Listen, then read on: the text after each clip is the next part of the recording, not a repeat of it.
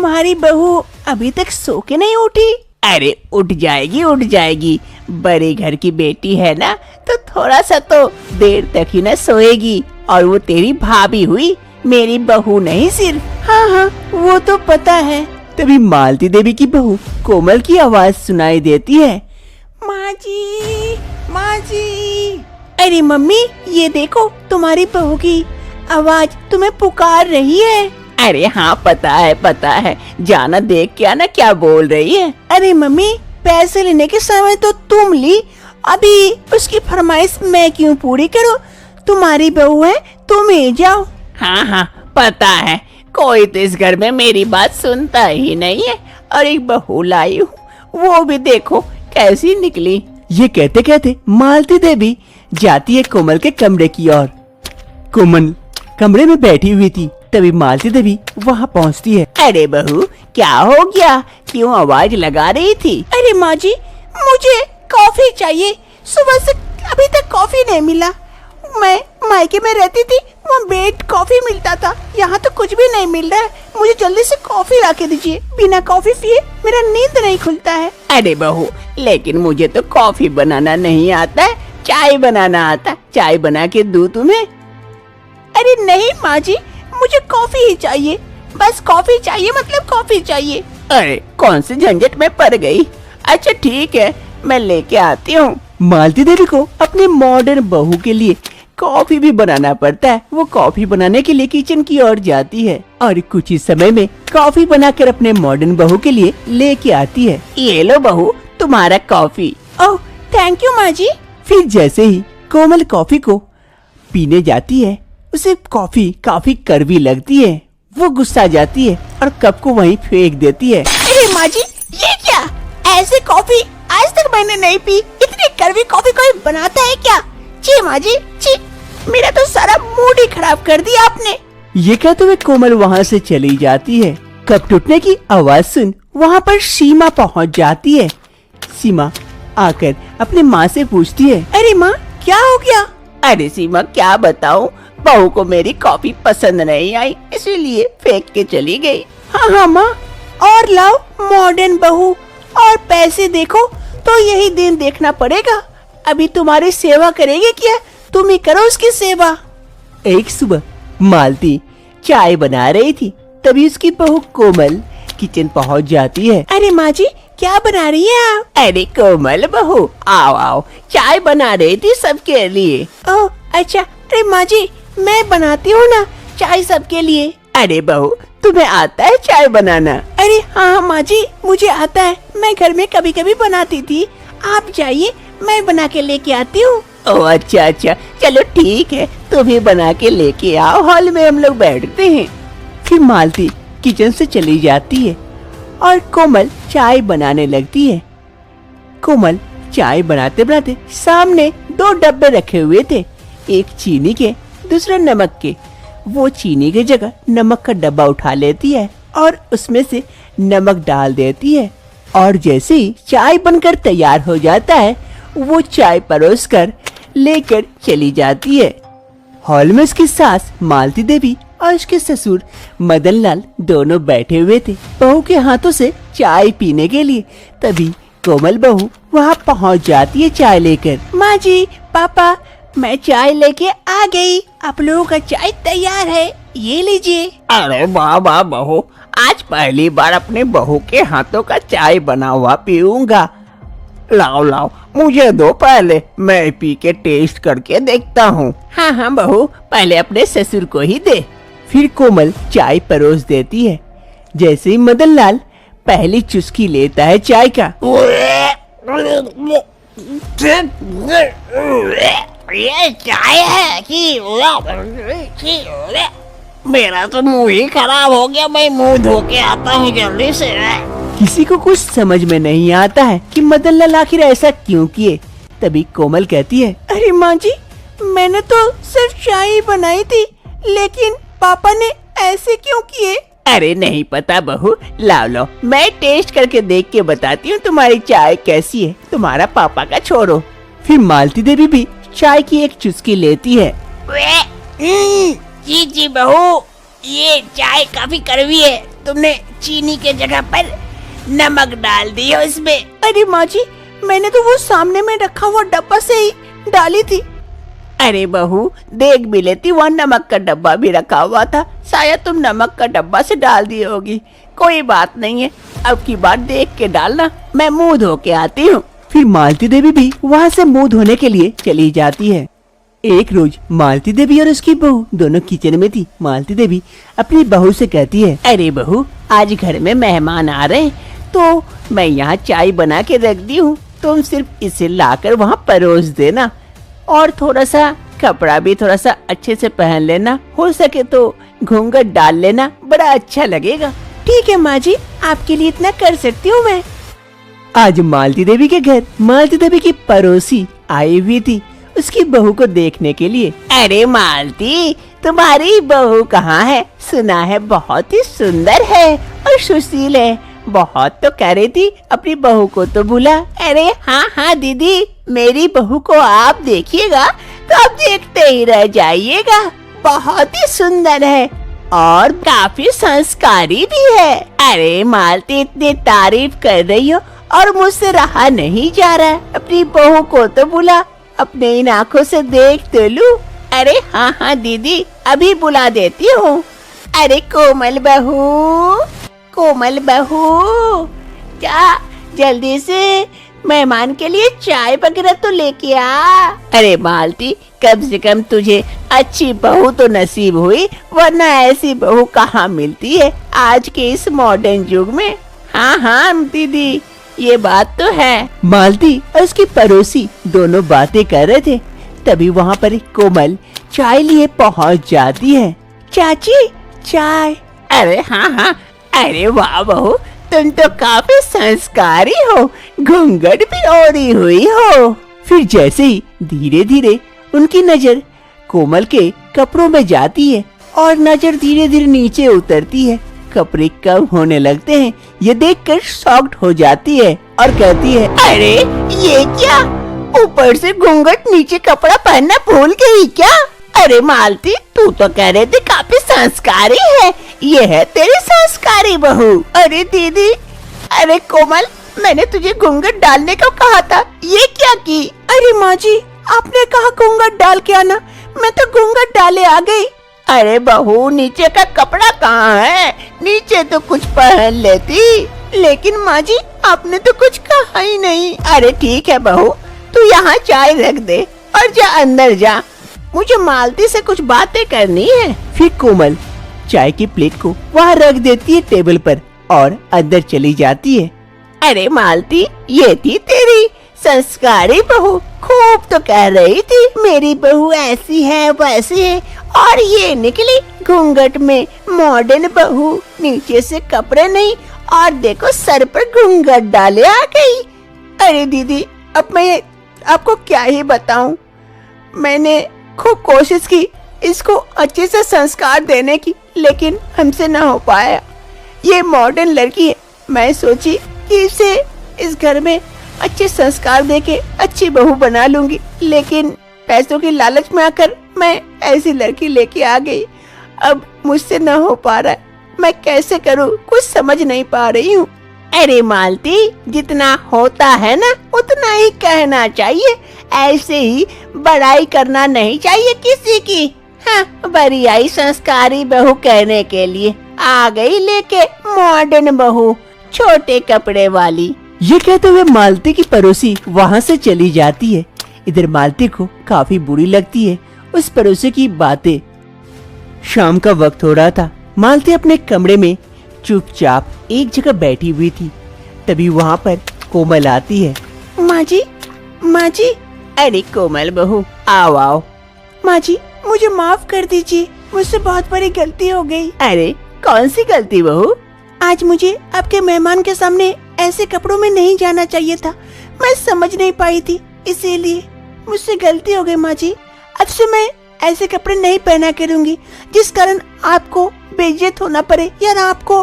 अरे नहीं नहीं बहू, कोई बात नहीं है, तुम तो आजकल की मॉडर्न लड़की हो, धीरे धीरे सब ठीक हो जाएगा। नहीं माँ जी, मैं अपने आप को बदलने की कोशिश करूँगी और मैं नहीं चाहती मेरे कारण किसी को भी कुछ सुनना पड़े।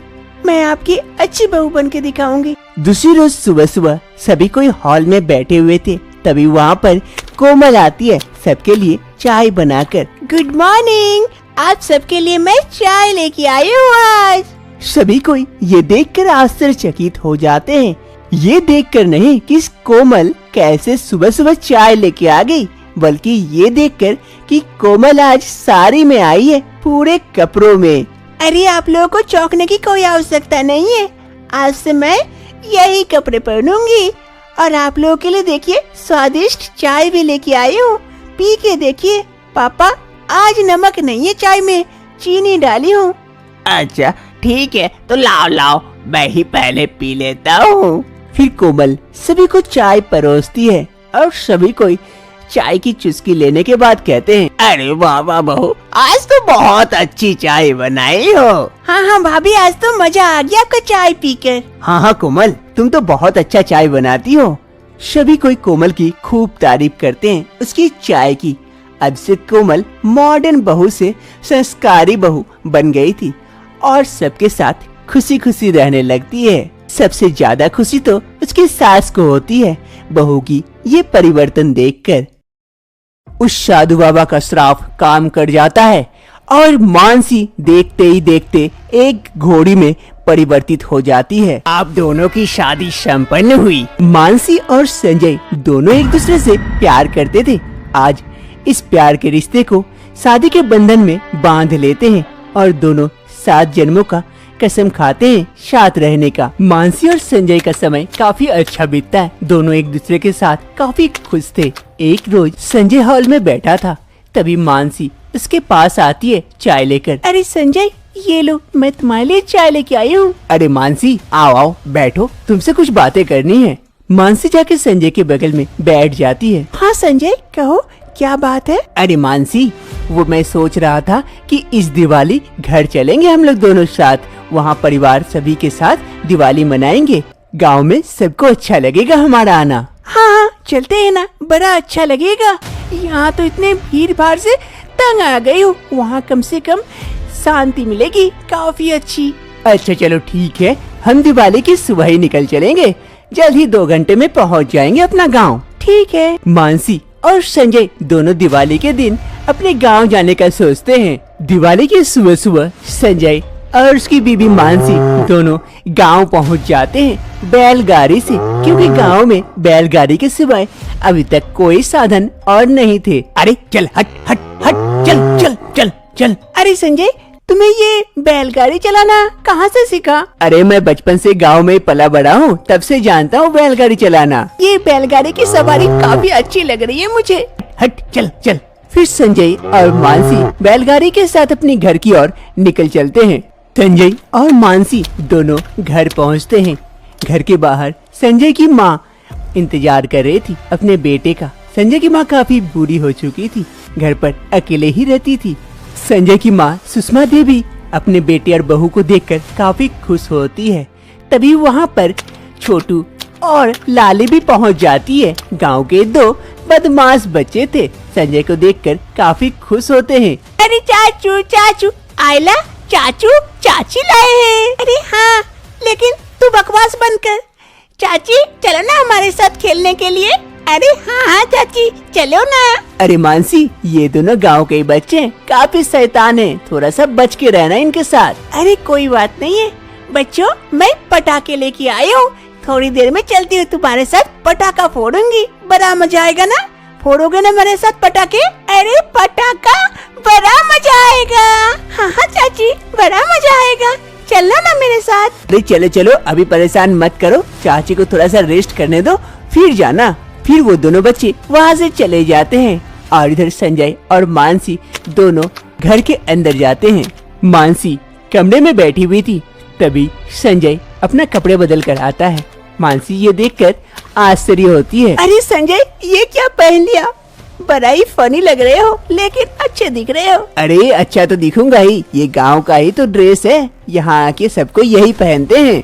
अरे बहू बेटा, ये लो, तुम लोगों के लिए मैं कुछ नाश्ता लेके आए हो, ये नाश्ता खा लो, बड़ी भूख लगी होगी ना, काफी दूर से आए हो, थक गए भी होगे। अरे माँ जी, आपको नाश्ता बनाने की क्या आवश्यकता थी? मैं बना लेती, आप मुझे कह तो देते। अरे बहू कोई बात नहीं है, आगे से तू बना लेना, अब ये नाश्ता कर ले। सुषमा देवी नाश्ता का प्लेट मानसी और संजय को देकर वहाँ से चली जाती है। इधर मानसी और संजय दोनों नाश्ता करने लगते हैं। मानसी और संजय दोनों नाश्ता खत्म करके बैठे हुए ही थे कि वहाँ पर छोटू और लाली दोनों पहुँच जाते हैं। चाची चाची चलो ना चाची, पटाखा फोड़ने के लिए। हाँ चाची चलो ना। अरे तुम लोग दोनों फिर से आ गया। अरे रहने दो ना संजय। अच्छा बाबा ठीक है, जाओ उनके साथ पटाखा फोड़ लो। चलो चलो चलती हूँ, पटाखा तो ले लूँ पहले। ये पटाखा फोड़ेंगे हम लोग, ये मजा आएगा। फिर मानसी पटाखा का बॉक्स लेती है और उन बच्चों के साथ बाहर जाती है पटाखा फोड़ने के लिए। तभी वहाँ पर संजय की माँ पहुँचती है। अरे संजय बेटा, बहू कहाँ गई? अरे माँ वो बच्चे आए थे, पटाखा फोड़ने की जिद कर रहे थे, इसीलिए गई मानसी उनके साथ पटाखा फोड़ने के लिए। अरे थोड़ा संभल के, वो बच्चे काफी बदमाश है, ध्यान रखना। अरे माँ तुम चिंता ना करो, मानसी अपना ध्यान रख सकती है। फिर मानसी घर के बाहर आकर बच्चों के साथ पटाखा फोड़ने लगती है। ये बड़ा मजा आ रहा है, बड़ा मजा आ रहा है, और फोड़िए और फोड़िए। अरे नहीं नहीं चाची यहाँ मत फोड़िए, वो सूखा पुआल है, उसमें आग लग जाएगी। उधर चलिए, उधर फोड़ते हैं। हाँ लाली तुम सही कह रहे हो, चलो उधर फोड़ते हैं। फिर मानसी, छोटू और लाली तीनों पटाखा फोड़ने के लिए घर से दूर जाते हैं। फिर मानसी, छोटू और लाली तीनों एक जगह नदी किनारे पहुँचते हैं जहाँ पे सुनसान था, कोई नहीं था। अरे चलो यहाँ फोड़ते हैं पटाखा, यहाँ तो कोई नहीं है, किसी को कोई दिक्कत नहीं होगी।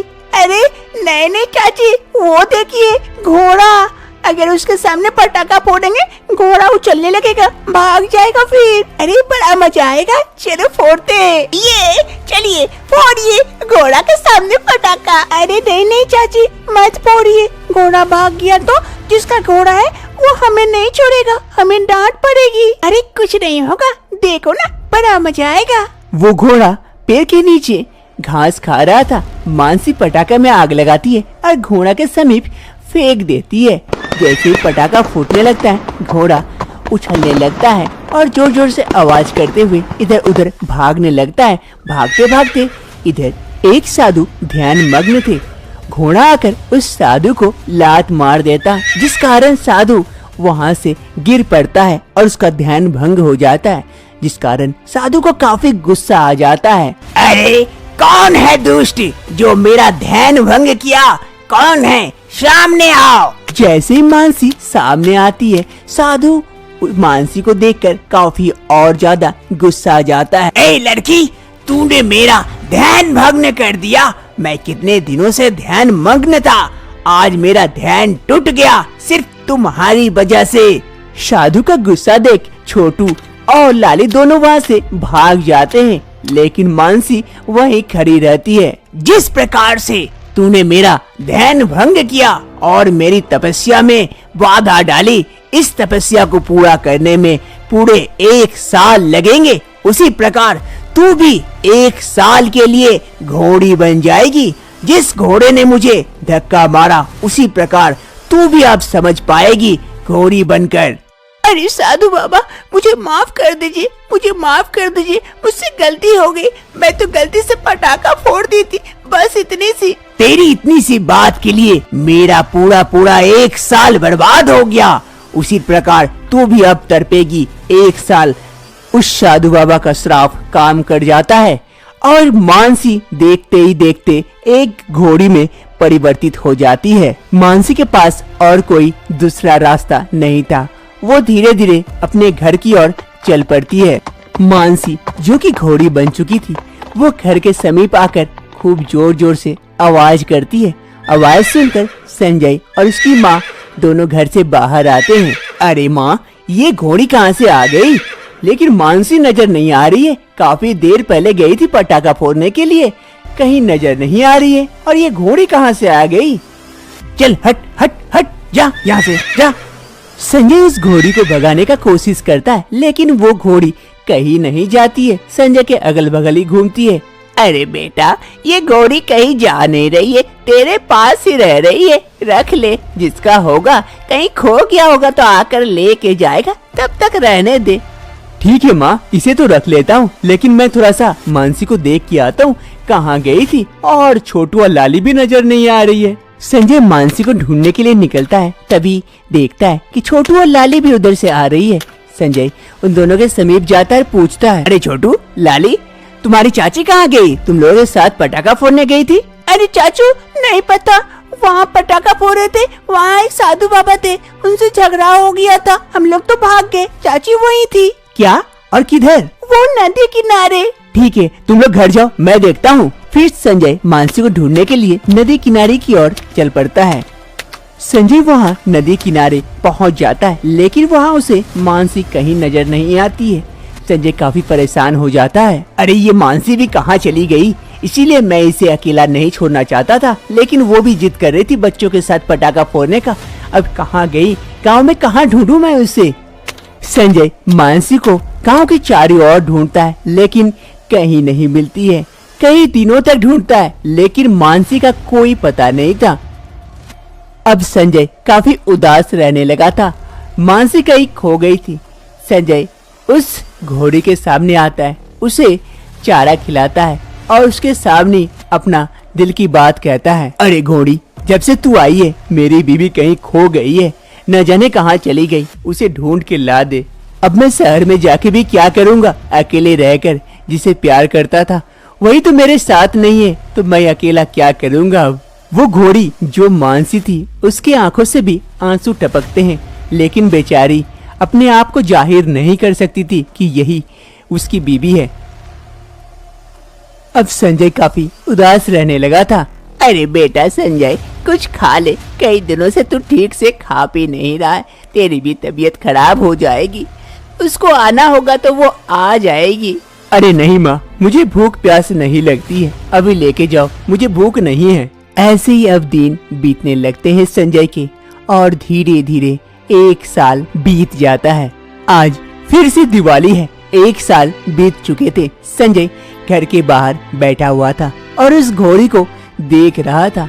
अरे मानसी, कहाँ चली गई तुम? 1 साल बीत गए, आज देखो वही दिवाली है। आज हम लोग यहाँ आए थे, कितने खुश थे, और आज का दिन देखो। फिर अचानक से कुछ उस घोड़ी पर परिवर्तन सी होने लगती है। संजय ध्यान से देखता है, उस घोड़े पर कुछ हो रहा था, वो इधर उधर उछल रहा था। संजय जल्दी से उस घोड़ी के पास पहुंचता है। अरे क्या हो गया तुम्हें? कोई कष्ट है? कोई दिक्कत हो रही है क्या?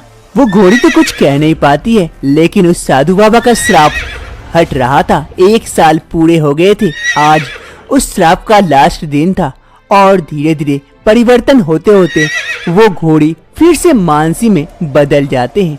संजय ये देखकर हैरान हो जाता है। अरे मानसी, तुम इस घोड़ी में कैसे? मानसी, क्या हुआ था तुम्हारे साथ? तब से तुम घोड़ी बनके हमारे घर के बाहर थी, और मैं तुम्हें कहाँ कहाँ नहीं ढूंढा। मानसी, कहाँ चली गई थी? क्या हुआ था तुम्हारे साथ मानसी? अरे संजय, मैं तुम्हें कितना प्रयत्न की बताने की, लेकिन बोल नहीं पाई।